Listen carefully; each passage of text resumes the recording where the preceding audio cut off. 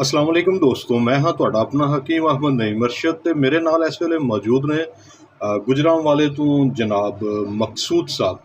मकसूद साहब एक अरसा दराज तो साडे डिस्ट्रिक्ट नारोवाल तहसील शकरगढ़ दे विच ही रह रहे ने, बल्कि इन्हां दा कहना है कि मेरा जमपल ही इत्थों दा है।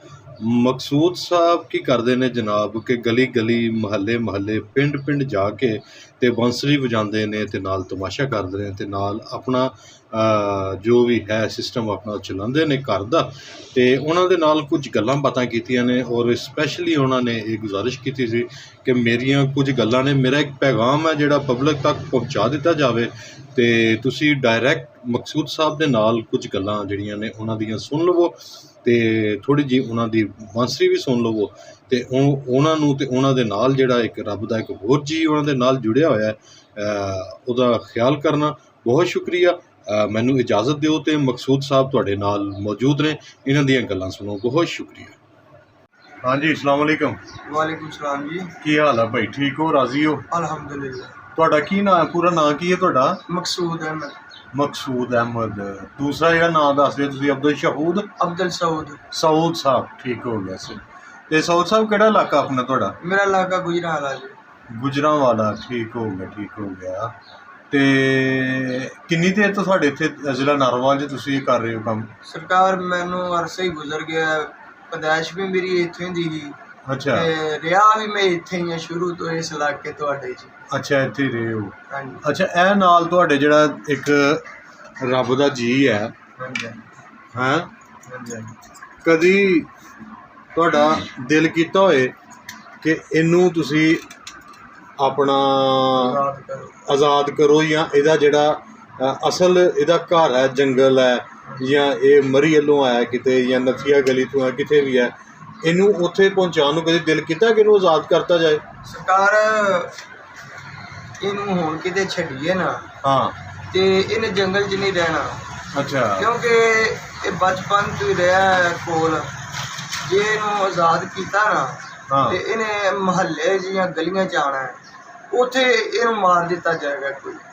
हाँ, बिल्कुल बिल्कुल ठीक हो क्योंकि गया। इन्हें जंगल च नहीं दोबारा जाना, मैं क्योंकि एक शुरू बारी तो रहा। एक बारी मैं वेख्या सी, एक बारी लोग मार रहे सी बंदे नूं, बिल्कुल इस तरह ही हुंदा। ते बाकी ये वे कि दिल नहीं करदे काम करन नूं। अच्छा। 3 4 5 धीआं ने ते आ वेख लो पैरां तो नंगे आ, जुत्ती पैरां च कोई नहीं ते पाक रहमता वाला महीना है ते टुरे अल्लाह दे सहारे ते एह्दा सिर्फ ते नाल बहाला ही है ते सिर्फ आ जेह्ड़ी बांसरी बजाई दी है ना, एह्दे विच जेह्ड़ी कोई नात पढ़ी दी है, लोग ओह्दी खिदमत करदे ने, एह् अल्लाह दे राह ते दिंदे ने मेरियां बच्चियां दा हक। ठीक हो गया, ठीक हो गया, ठीक हो क्योंकि कोई नहीं दिल करदे काम करन नूं, क्योंकि पैसा कोल होए ना ते बंदा ये काम छड्ड के किसी होर रोज़गार च जा सकदा है। ते दूसरे नंबर ते कोई वजन वाला काम नहीं मैं चुक सकदा, मेरे कोलों 2 किलो भार नहीं चुक्या जाता, गया। क्योंकि एक्सीडेंटा नाल ना ए पूरियां पस्सियां अंदरों टुटियां होईयां। ये एक्सीडेंट किस तरह होया सी तुहाडा? सरकार मेरा 4 बारी ते एक्सीडेंट होया जी। अच्छा एक बारी ते आज़ाद कश्मीर च होया ही, अच्छा। ਉਹਦੀ ਵਜ੍ਹਾ ਨਾਲ ਇਹ ਪਸਲੀਆਂ ਅੰਦਰ ਦੀਆਂ ਟੁੱਟ ਗਈਆਂ ਸਨ। ਇਹ ਹਾਸ ਜਿਹੜਾ ਹੈ ਨਾ ਆਪਣਾ ਇੱਥੇ ਆ ਮੋਢਾ, हाँ।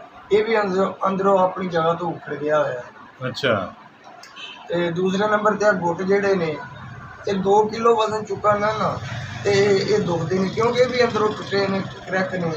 ਤੇ ਇਹ ਪੈਰ ਐਕਸੀਡੈਂਟ ਹੋਇਆ ਥੋੜੇ ਦਿਨ ਹੋ ਗਏ ਨੇ ਇੱਥੇ ਨੂਰਕੋਟ ਦੇ ਫਾਟਕ ਤੇ, रमज़ान तो कोई 10 12 दिन 15 दिन पहले। ते ओहदे नाल अंदर दिमाग की हड्डी के अंदरों क्रैक हो गई है, इत्थे करके सट लगी बस। चलो दोस्तों, अपना ये भाई मकसूद साहब साडा डिस्ट्रिक्ट नारोवाल च ही फिरदे रहिंदे ने, डिस्ट्रिक्ट नारोवाल दीयां गलियां च ही रहिंदे ने ते किते लभण किते तुहानूं ते इन्हां दे नाल प्यार मुहब्बत जरूर करियो। शकरगढ़ दीयां गलियां च फिरदे रहिंदे ने ते तमाशा करदे ने ते इन्हां नाल ज़रूर प्यार मुहब्बत करो ते इन्हां दे नाल रब दे इस जी दे नाल भी प्यार करो। इनू केले दिओ खाण वास्ते। हाँ, केले खाने? केले हाँ हाँ हाँ ठीक है, खुआवांगे केले ज़रूर ज़रूर। ते बाकी अल्लाह खैर करेगा। ते ठीक है जी, तुहाडी आवाज़ मकसूद साहब असां लोकां तक पहुँचा दित्ती है। अगे लोग जानन ते उन्हां दा कम जाने ਤੇ ਰੱਬ ਤੁਹਾਡੇ ਹਾਲ ਤੇ ਰਹਿਮ ਕਰੇ ਤੇ ਇਹਦੇ ਹਾਲ ਤੇ ਵੀ ਰਹਿਮ ਕਰੇ। ਥੋੜੀ ਜਿਹੀ ਬਾਂਸਰੀ ਦੀ ਵੀ ਵਿੱਚ ਵੀਡੀਓ ਆ ਰਹੇ ਨੇ। ਚਲੋ ਥੋੜੀ ਜਿਹੀ ਬਾਂਸਰੀ ਤੁਸੀਂ ਹਾਂ 1 ਮਿੰਟ ਵਾਸਤੇ ਤੁਸੀਂ ਨਾ ਸ਼ਹਿਰ ਮਦੀਨੇ ਰਹਿਣ ਵਾਲੇ ਆ।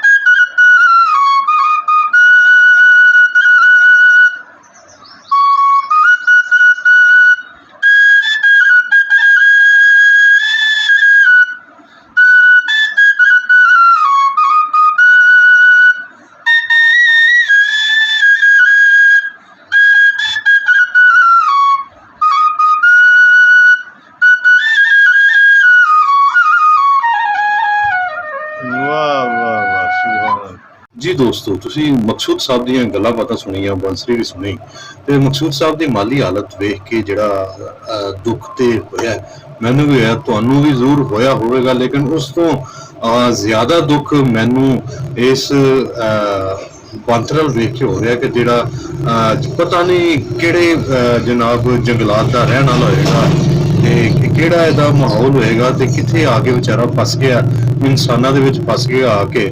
ਤੇ ਬੜਾ ਹੀ ਦੁੱਖ ਮੈਨੂੰ ਮੈਂ ਪੁੱਛਿਆ ਮਕਸੂਦ ਨੂੰ, ਮੈਂ ਕਿਹਾ ਯਾਰ ਕਦੀ ਤੈਨੂੰ ਇਹਦੇ ਵੱਲ ਵੇਖ ਕੇ ਕਦੀ ਕੋਈ ਦਿਲ 'ਚ ਕੋਈ ਤਰਸ ਆਇਆ, ਕਦੀ ਕੋਈ ਰਹਿਮ ਆਇਆ, ਕਦੀ ਕੋਈ ਰੋਣ ਆਇਆ?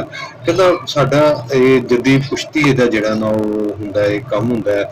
ਸਾਰੀ ਅਸੀਂ ਦੱਸੀਆਂ ਨੇ ਜੋ ਵੀ ਆਪਣੀਆਂ, ਹਰ ਬੰਦੇ ਕੋਲ ਦਲਾਇਲ ਵੀ ਹੁੰਦੇ, ਸਭ ਕੁਝ ਵੀ ਹੁੰਦਾ, ਮਜਬੂਰੀਆਂ ਵੀ ਹੁੰਦੀਆਂ, ਲੇਕਿਨ ਮਜਬੂਰੀਆਂ ਦੇ ਬਾਵਜੂਦ ਇਹ ਜਾਨਵਰਾਂ ਨੂੰ ਕੈਦ ਰੱਖਣਾ, ਜਾਨਵਰਾਂ ਨੂੰ ਸੁਧਾ ਕੇ ਮੁਖਤਲਿਫ ਕਿਸਮ ਦੇ ਕੋਈ ਕੰਮ ਲੈਣਾ ਬੜਾ ਹੀ ਕਰਬਨਾਕ, ਬੜਾ ਹੀ ਦੁੱਖ ਵਾਲਾ ਕੰਮ ਹੈ।